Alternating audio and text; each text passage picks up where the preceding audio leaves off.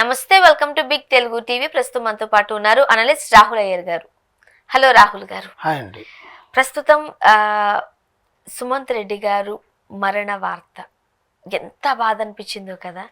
బాగా చదువుకుని ఒక మంచి డాక్టర్గా పేరు తెచ్చుకుని ప్రేమించి పెళ్లి చేసుకున్న పాపానికి ఎట్లా అంటే వేరొకరి చేతిలో అలా మరణం అయ్యారు అని అంటే ఆ తల్లి పడే బాధ. అంత బాగున్నాడు అబ్బాయి పాపం. అంటే ఆ విధి ఎలా ఆడుకుందంటే, ప్రేమ పెళ్ళిళ్ళు చేసుకోవద్దు చేసుకోవద్దు చేసుకోవద్దు అని చెప్తున్న వాళ్ళకి ఇది ఒక ఎగ్జాంపుల్గా అయిపోతుంది ఈ మధ్య కాలంలో. ఎందుకంటే ప్రేమించిన అమ్మాయి వేరే వాడితో ఉంటుందా, లేకపోతే ప్రేమించిన అబ్బాయి వేరే అమ్మాయితో ఉంటున్నాడా అనేది ఎవరు కనిపెట్టలేకపోతున్నారు. అలాంటి దాంట్లో పాపం ఇద్దరు ఒక మంచి వృత్తిలో ఉండే అమ్మాయి లెక్చరరే, టీచర్ వృత్తే. అదే కదా. దానికి తోడు అమ్మాయి అసలు వెలుగులోకి వచ్చిన విషయాలు ఏంటంటే, ఈ అమ్మాయికి ప్రేమించింది ఒక జిమ్ ట్రైనర్ని, జిమ్ ఓనర్ను ట్రైనర్ను, శామ్యూల్ అతని పేరు. ఈ అమ్మాయి పేరు లయారానో ఏదో సంథింగ్.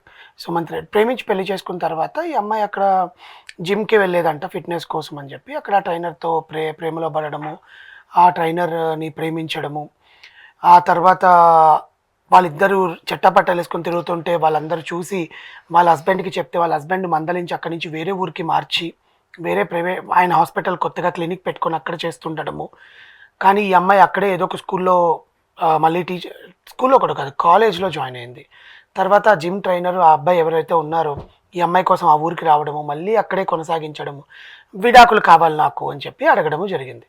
నేను విడాకులు ఇవ్వను, నువ్వు చేసేది చాలా తప్పు, నువ్వు అదే నన్ను నమ్ముకొని వచ్చావు, నేను నమ్ముకొని వచ్చాను, మీ పేరెంట్స్ని పిలిపించు, మీ పేరెంట్స్తో నేను మాట్లాడతాను, లేదు నాకు ఎవరితో మాట్లాడదు, నాకు వాడే కావాలి, నాకు నువ్వు వద్దు, నేను విడాకులు ఇవ్వను. ఇచ్చేసిన పోను కదా, ఇచ్చేసిన ప్రాణం నిలబడి ఉండేదేమో అబ్బాయికి. కానీ ఉంటుంది కదండి కొన్నిసార్లు ఆ ప్రేమ అనేది, నన్ను మోసం చేసిన ఫీలింగ్ అనేది ఒకటి ఉంటుంది కదా, ఎట్లయినా నాకే ఉండాలి, నాతోనే ఉండాలన్న ఫీలింగ్స్ కూడా ఉంటాయి. మేబీ అబ్బాయిది ప్రేమ ఎక్కువ ఉండుండొచ్చు అమ్మాయి మీద, లేకపోతే వాళ్ళు అక్రమ సంబంధం పెట్టుకుని వాళ్ళు ఎవరైనా పోలీస్ కంప్లైంట్ ఇవ్వడం ఏదైనా చేయకుండా భార్య మందలించి ఇంటికి తీసుకొచ్చి పెడతాడండి, అంత మంచి పర్సన్ కాకపోతే. రెండో విషయము అయిపోయిన తర్వాత హైదరాబాద్ కమిషనరేట్లో పనిచేస్తున్న ఒక రాజు అనే కానిస్టేబుల్కి ఆ శామ్యూల్కి ఫ్రెండ్షిప్ ఉంది మనకు తెలిసిన ప్రకారమే.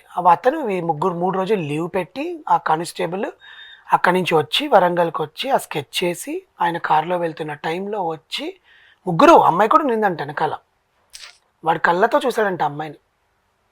అక్కడ చెప్తున్న పోలీసులు ఉంటుంది కదండి దాని ప్రకారం.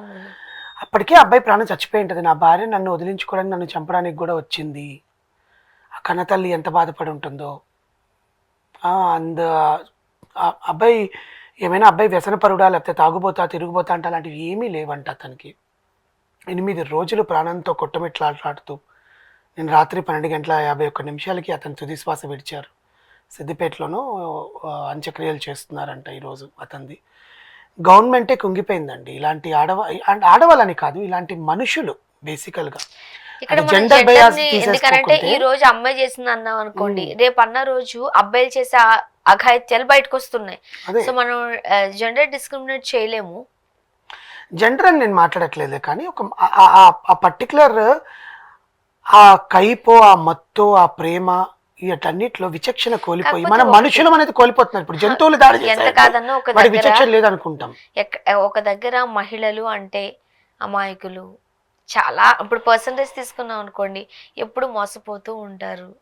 అవును కదా, చాలా మంది మోసపోతూ ఉంటారు, ఏది చెప్పినా నమ్ముతారు. ఇది ఉంటది సాధారణ. కొంతమంది అమ్మాయిలు ఉంటారులేండి, ఒక రౌడీల బ్యాచ్ లాగా ఉంటారు వాళ్ళు, మనం ఏం అనలేంలే. కానీ ఇలాగుంటే పరిస్థితి ఏంటి? ఇప్పుడు ఒక మహిళ అయి ఉండి ఇంకొకరిని రౌడీ బ్యాచ్ లాగా ఎందుకు అనగలిగాను అని అంటే, ఇలాంటి పనులు ఎలా చేయగలుగుతున్నారు? ప్లస్ ఇంకోటి ఏంటంటే, భర్త పెళ్లి కాకముందు నువ్వు ఏవైనా చేసుకున్నా ఫైన్, వెళ్ళిపో. కానీ నువ్వు భర్తని అసలు చంపేంత ఐడియా ఈ అమ్మాయికి వచ్చిందా, వాళ్ళిద్దరు చేశారా అంటే పోలీసులు చెప్పిన ప్రకారం ఈ అమ్మాయే నా భర్త చచ్చిపోవాలి, నేను వీడితో ఉండాలి అని చంపేయండి. దీనికి 1,00,000 కారణాలు ఉంటాయని ఏమైనా ఉంటే సరే, వారిద్దరి మధ్యన గొడవలు ఎప్పుడూ జరుగుతూ ఉంటే ఎప్పుడో జరగాల్సింది, ఇన్ని సంవత్సరాల్లో ఈ రోజు జరగడం ఏముంది? సో అక్రమ సంబంధం కారణమని ఈజీగానే చెప్పేయచ్చు. ఎందుకంటే వాళ్ళిద్దరి మధ్యన గొడవల కారణంగా ఏదైనా జరిగిందా ఒక రకం. ఆ అబ్బాయి మంచిగా చూసుకుంటున్నాడు కదా, నేను మందలించి ఇంటికి తీసుకొచ్చి పెట్టుకున్నాడు, హాస్పిటల్కి వెళ్తున్నాడు, ఏమైనా దుర్మార్గుడా? నీకు దుర్మార్గుడు అంటే లోకంలో ఎన్ని చట్టాలు ఉన్నాయి ఆడపిల్లలకి రక్షణ అదే కలగడానికి? అంటున్నా నేను. భర్త వల్ల నీకు ప్రాబ్లమ్స్ ఉంటే ఎన్ని రక్షణ చట్టాలు ఉన్నాయి. నువ్వు నీకు నీకు నీకు పిచ్చెక్కిపోయి వెళ్ళి వేరే వాళ్ళతో ఉండి, నేను ఇక్కడ ఆ జెండర్ అని చెప్పట్లేదు, అబ్బాయి అయినా అమ్మాయి అయినా సరే. ఇప్పుడు మొన్న ఒక అక్రమ సంబంధం కోసం అని చెప్పి నరికి ఎట్లా చేశారండి మీర్పేట్.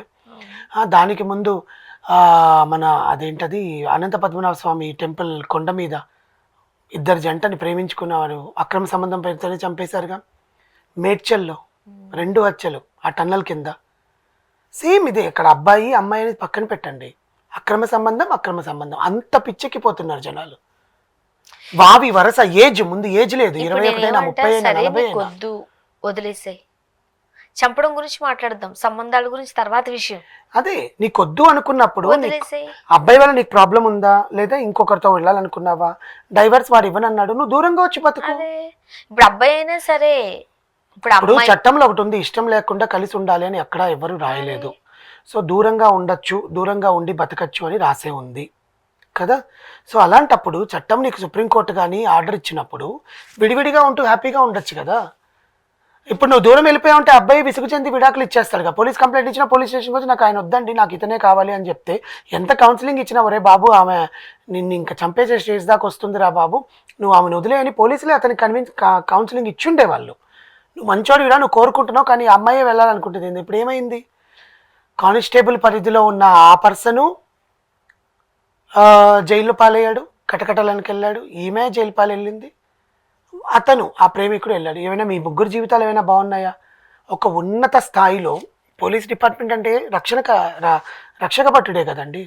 నువ్వు రక్షించాల్సింది పోయి భక్షిస్తే అంతే కదా. ఆ కుటుంబం ఎంత విషాదంలో ఉంటుంది అసలు. అప్పటిదాకా అతనికి అన్నీ గుర్తొస్తుంటుంటాయి చనిపోయేటప్పుడు అంతా కూడా, నేను నా భార్యతో ఎలా ఉన్నాను. ఎందుకంటే మనం చనిపోయే స్టేజ్లో అంటే ఇంకా చనిపోతున్నాము అని తెలిసినప్పుడు మొత్తం గుర్తొస్తుందంట పుట్టుక నుంచి. అప్పటిదాకా మనం కొన్ని విషయాలు మనం మర్చిపోయి ఉంటాం. మన జీవితంలో ఎవరైనా వచ్చి గుర్తు చేస్తే అరే అవును కదా అప్పుడు అలా జరిగింది కదా అన్న కొన్ని ఉంటాయి. కొంతమందికి పుట్టుకతో ఆ జ్ఞాపశక్తి ఉంటుంది, కొంతమందికి ఉండదు. కానీ చనిపోయేటప్పుడు అంటే దేవుడు అంతా నువ్వు ఎన్నేళ్ళు బతికావు, 70 ఏళ్ళు బతికావో 90 ఏళ్ళు బతికావో 90 ఏళ్ళది నీకు చూపిస్తాడంట 3 రోజుల్లో.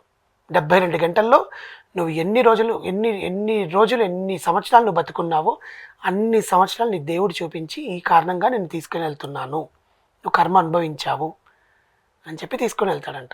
ఇక్కడ ఈ అబ్బాయి ఏం కర్మ అనుభవించాడో పక్కన పెడితే అమ్మాయిని పెళ్లి చేసుకోవడమే పెద్ద కర్మ అయింది ప్రేమించి అతని చావుకి.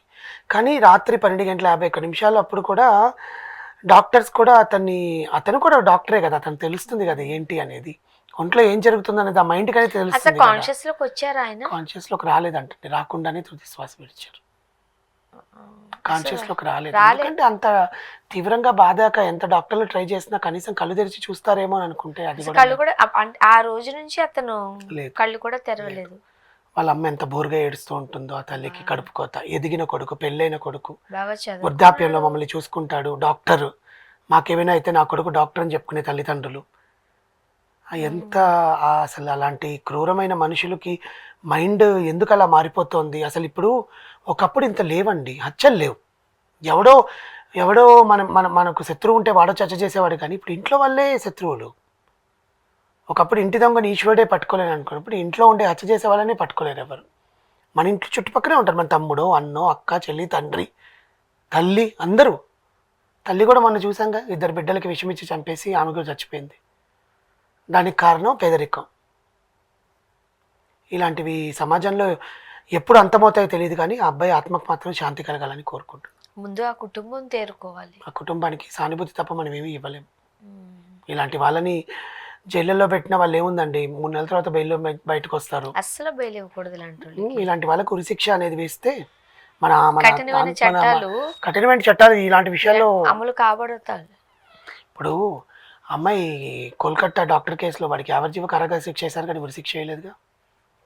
అది ఎంత దారుణం. అది అబ్బాయి చేసిన అండి, ఇంతకు మించి వాయిస్ కూడా రావట్లేదు అసలు. మాట్లాడడానికి చాలా బాధాకరంగా ఉంది. మీరు అన్నట్టు అతని ఆత్మకు శాంతి కలగాలి, వాళ్ళ ఫ్యామిలీకి సానుభూతి తప్ప ఇంకేం మనం ఇవ్వలేము.